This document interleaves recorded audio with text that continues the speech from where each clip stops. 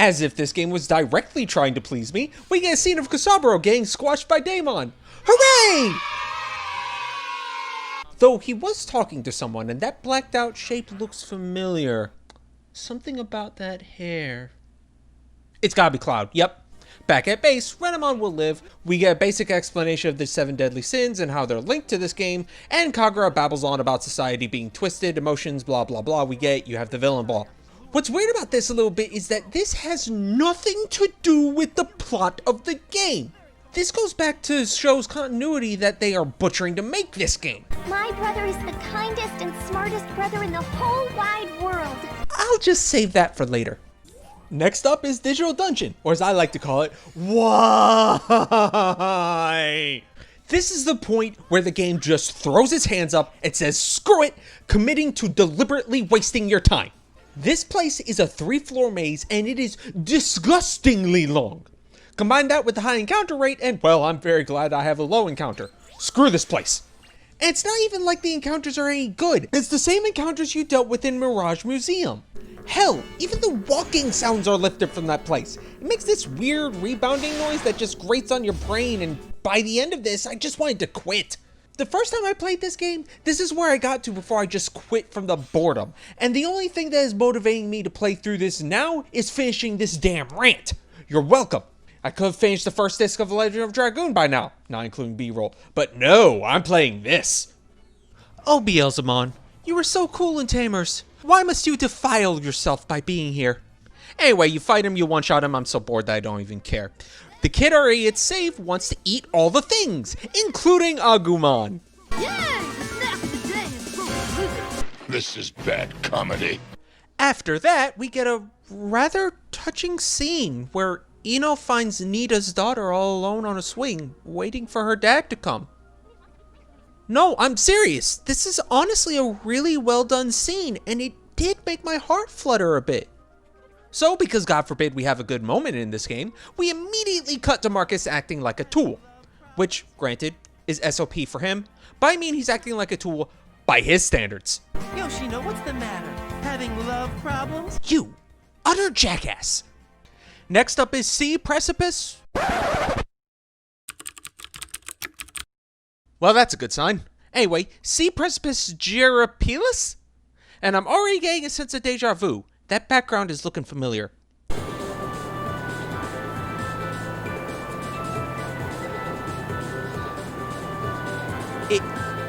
Is that the goddamn shop music? What the fuck? Platforms! You walk on them, they move, you walk to the elevator, you go fight the giant croc. Now, it's at this point I want to mention one other thing about the combat system, simply because it hasn't been relevant until now. The game's damage system is broken. See, remember when I mentioned those buffs? Yeah, this is the point where it actually matters. So, slap on a VB enchant, add a couple double attacks, and you'll easily be doing 9,999 damage to enemies. Or so you think. What you'll soon find out is that while you'll do 9,999 damage to one boss and have him still kicking, you can do the same damage to a later boss and one-hit KO him. And it's at that point you come upon the horrifying realization that the game's damage value is uncapped. Oh, the display is capped at 9,999, but not the actual value. To prove it, I tested this on a single boss by doing 2 different sets of 9,999 damage, and look at the HP values. So, either boss HP is randomized at the point of encounter, or someone at Bandai Namco forgot to check their code. I'll let you decide which one is more likely. Where was I? Platforms, elevators, giant croc. Kid is envious of a friend of theirs, yada yada. Kagura! Get your ass down here! Hey, wait a minute. No. No. No, you are dead! You were squashed by Daemon! You son of a bitch, Kusaburo! Just die! So, Kusaburo is here to reveal that Kagura was the villain the whole time! Bum bum bum! Hello. Did someone drop you on your head as a baby? Okay, that actually made me giggle. Now, don't be fooled into thinking Kusaburo actually believes his own bullcrap. He doesn't actually know that Kagura is his client. This is in spite of the fact that he pulls out a tracking bug that he whipped up and sent to his client, reacting to something on Kagura's person. In fact, no one is having it, despite the fact that Kagura's jacket pocket is visibly glowing in reaction to Kasaburo's tracking bug. The characters even pointed the hell out! Are you trying to make everyone look completely brain dead? Because you're succeeding! Speaking of idiots, not a single one of them is buying the fact that the obviously suspicious actions of the suspiciously present person is, well, suspicious. I mean, I'm pretty thick and sure the guy making the accusation has stolen from me twice already, and attempted to a third time. But you ever hear of the phrase, no honor among thieves? I'm willing to give the guy some leniency is what I'm saying. But Kagura, faced with this mounting evidence, simply gives up the ghost and goes full villain mode. And this is officially the point where the plot goes off the rails.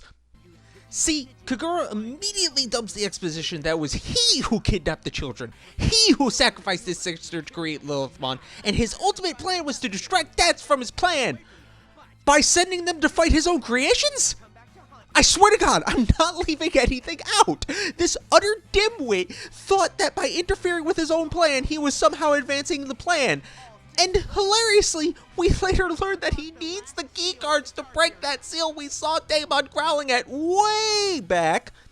But the key cards are used to summon the demon lords, so what is the point of the children? You mean to tell me that Kagura sacrificed his own sister for what amounts to shits and giggles? And you know what? I'll give this game far more credit than it deserves. Maybe the cards needed to be charged with the sins of the kids before they could be used to break the seal. The game never tells us this, but I'll buy that. Let me just ask this question. How is it that, at no point during her kidnapping and sacrifice, Yuma didn't see and recognize her own brother? We later learned that even Yuma is shocked by this face-heel turn, meaning that she never saw any actions or thoughts of her brother holding this grudge, despite the fact that Kagura is literally her only guardian. How was he able to hide this for this long from her without her even getting an inkling as to his motives? My brother is the kindest and smartest brother in the whole wide world. She isn't just saying that, she actually believes it. Now that this twist has been dropped on us, this is the point that Kasaburo Katsura becomes completely pointless to the plot. No, seriously, he's done everything that the plot needs him to do, and we still got another 4 levels left to go. So that's 2 characters that are made for this game for no reason. Oh, and I can do one better, because Kagura is just as pointless as the other 2. See, we learned that his goal was to revive Lucemon, here called the Chomao Digimon, so he could become the best idiot in the world and finally beat Thomas, because Thomas was always better than Kagura. I'll repeat that. Kagura kidnapped his own sister in order to one-up Kion. My brother is the kindest and smartest brother in the whole wide world. You mean to tell me this whole situation has been masterminded by one dumb bastard and his wounded— Oh. In counter to that, I'd just like to bring up every other time Kagura has been on screen. I was his senior, but I'm no match for Thomas. Thank you, Marcus. I feel better thanks to you. We'd better think of the child's safety first. Stay at your current position for immediate evac. By the way, Thomas, what do you think about that Belphemon we encountered? I'm sorry, Yuma. I couldn't do anything. I lost contact, so I got worried and came looking for you guys. Not once has Kagura shown an inkling that he might not be on the level. Not a single time it is foreshadowed that this could be an inside job. Remember this? That's our one and only clue. This entire twist just blindsides the player with no goddamn logic behind it. Now, this might have made sense combined with this clip. I was his senior, but I'm no match for Thomas. Thomas is a genius that graduated at the head of his class when he was 13. If we got a second twist that Lucemon was twisting his emotions, possessing him, or Kagura was otherwise not of sound mind. And you know what? To the game's credit, it does that right at the end. Know this, Thomas.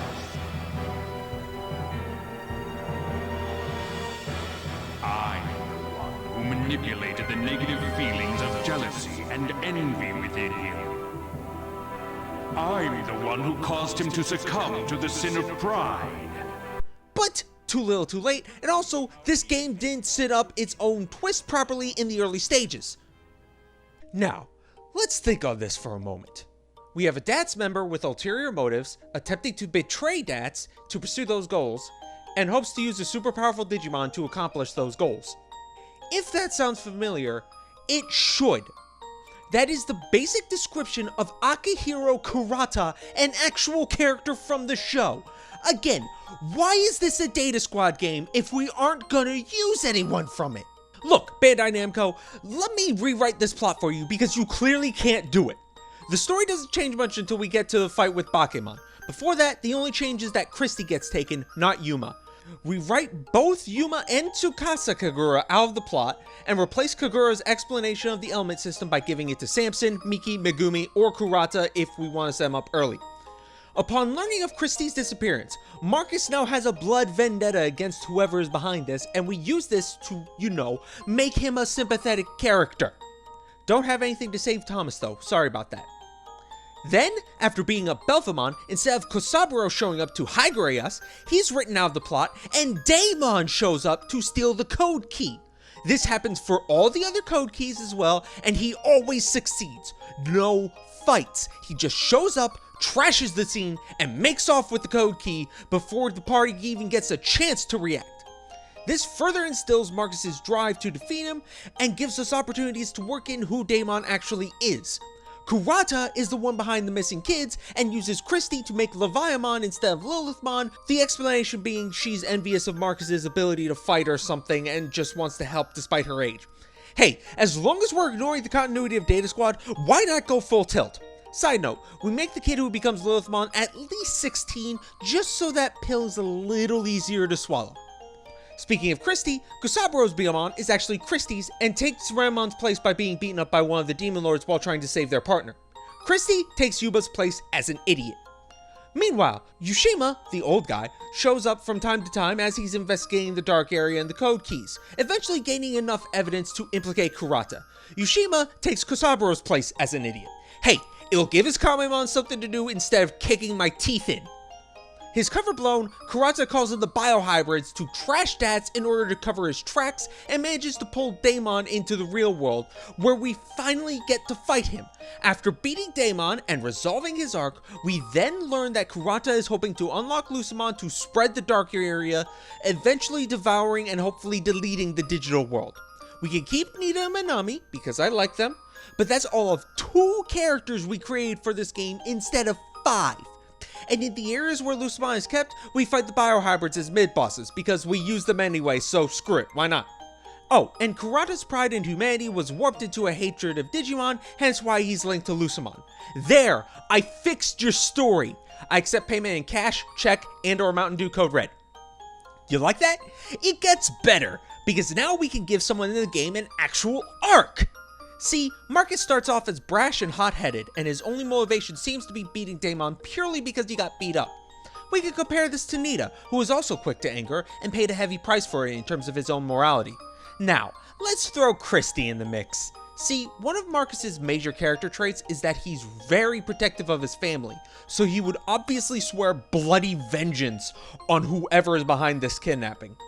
Maybe we even get a few moments where he snaps and tries to beat up Daemon by himself. Then, we learn what happened to Nita. Spoilers, by the way. See, Nita, the character that's been mentioned all of twice in the game now, is actually Daemon! Because Wrath, you get it. Yeah, the plot critical NPC gets mentioned all of 3 times in game, and that includes the resolution of his duties to the plot. Anyway, we've now shown where Marcus's anger will lead him. It, like Nita, will consume him, and he may end up destroying everything he cares about. So when the time comes, and Marcus has his moment to unleash on the villain, he remembers Nita, and lets it all go. Dirt, simple character arc. Hell, Legend of Dragoon did this character arc with Dart. Dart loses his hometown and goes out searching for answers. Along the way, he learns from the example of Lavitz, who got his vengeance only to realize that the feeling he got did nothing to fix the sorrow it was born from. So then, when confronted with the very being who burned his home to the ground and killed his parents, he doesn't take his chance and focuses on what's more important than his petty revenge. I didn't even intend to lift from Legend of Dragoon here. I know I'm being a broken record, but can I seriously go play that now instead? Because when I can come up with a better plot at 3 in the morning, half asleep, you have failed to tell your story. Why can't you do anything right, Bandai Namco? But enough talk! How about you? Kagura sicks a couple of Devimon and Devimon on us, which actually made me laugh the first time I saw that. Like, he seriously thinks that that's going to stop me? Actually, he just might. The Digimon here can hit you with Panic, and Panic is basically confusion, but with much worse odds against you. Basically, if a Panic Digimon decides to attack an ally, you can completely write that ally off because they are dead. Your Digimon, even unbuffed, simply do way too much damage, and Panic can go right to hell. Meanwhile, Kagura has screwed off, and everyone wastes time consolidating what just happened amongst themselves, with even Samson chiming in at one point to let us know what we already know happened. Yeah, thanks for the heads up. But suddenly, earthquake, and next area! In we go into the Doomsday Forest. We find Daemon here. Yeah, you probably noticed that despite Daemon being plot critical, I haven't been mentioning him much. That's because other than briefly achieving my dream of being the Tara of Kusaburo, he hasn't actually done anything. No, I'm serious. We haven't seen him from between him growling at the seal and beating Kusaburo. It's fine though. It's not like we're completely wasting the appearance of one of the most iconic villains of the series. It's totally cool. And it's not like he's also a plot critical NPC that 2 entire subplots revolve around. It's fine he only shows up for like, what, 6 scenes? Yeah, that's enough time to develop his character and plot threads. Do you see why I'd have Daemon steal the code keys instead? Oh, and the fight music changed again.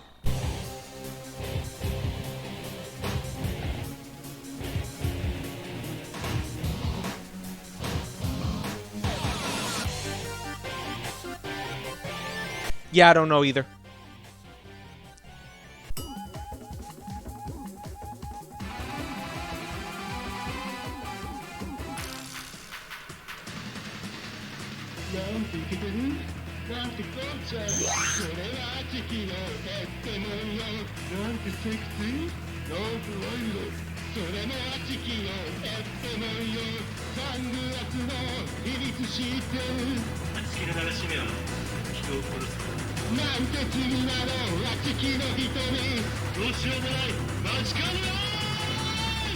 What the fuck? So a portal opens up to the real world, right over the playground that Minami is playing in, because she's there for some reason.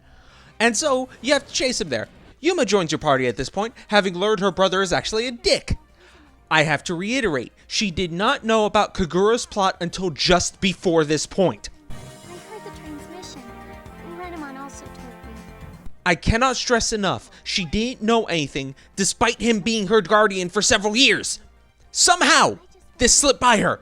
So you fight Daemon, you beat the tar out of him again, and he does the big reveal that I've already spoiled. Manami. So we get a short reunion, we get exposition, and it turns out Nina managed to give Kagura his code key somehow.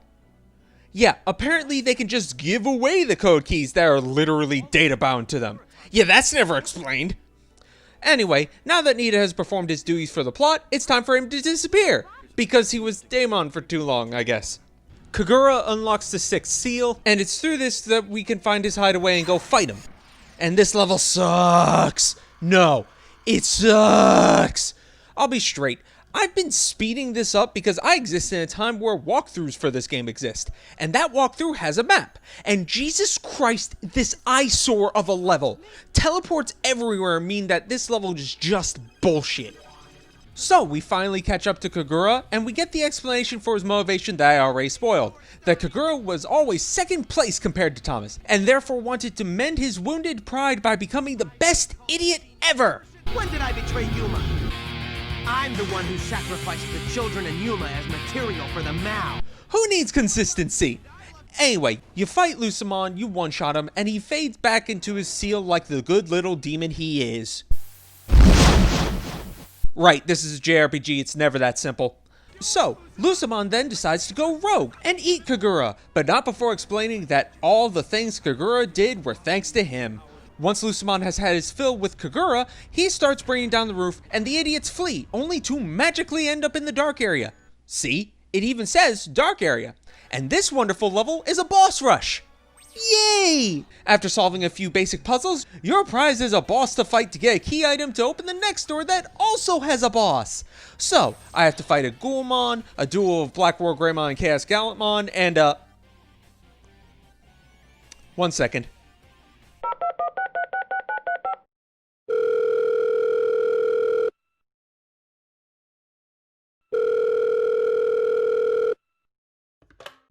Ryo Akiyama?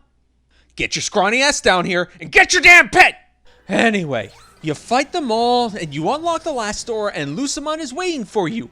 Well, this is the final boss, and in true final boss fashion, you have to fight him twice. Here's hoping I don't one-shot him again like all the other bosses.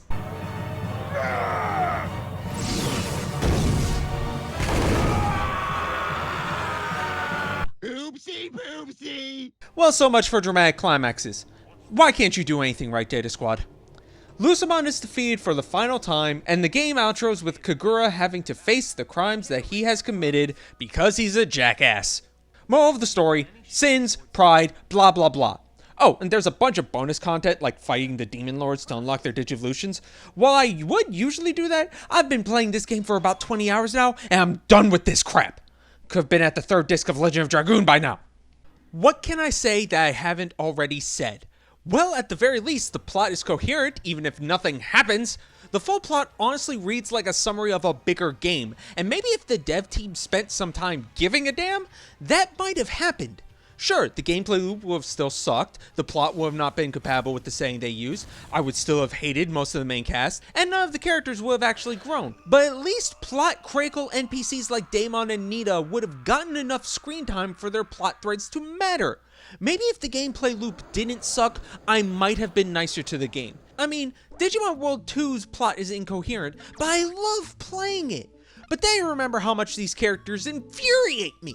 No one in the cast has a likable trait about them. Half the cast, including Keenan, a major character from the show, can be written out of the plot with no loss, and the villain plot twist just makes no sense. At least the AOA was just insane. At least the D-Reaper was a program that went out of control. Hell, at least Kurata harbored a burning hatred of Digimon. Kagura's motivation of wounded pride just does not gel with his setup, makes no sense with his plan, and the game breaks under the weight of its own bullshit.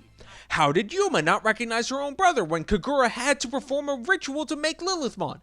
How did Kusaburo make it to the digital world without Dats noticing?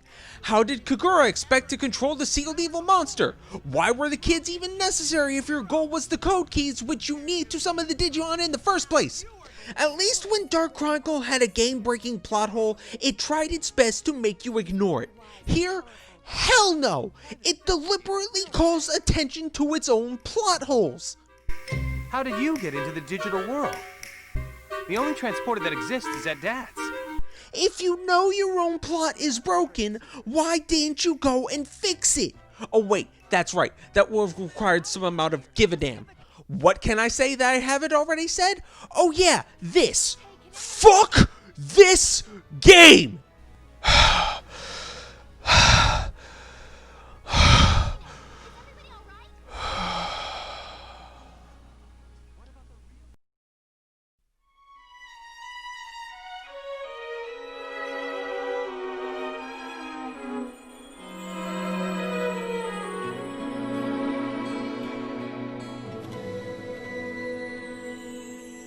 This has been something I've been working on for a decade now.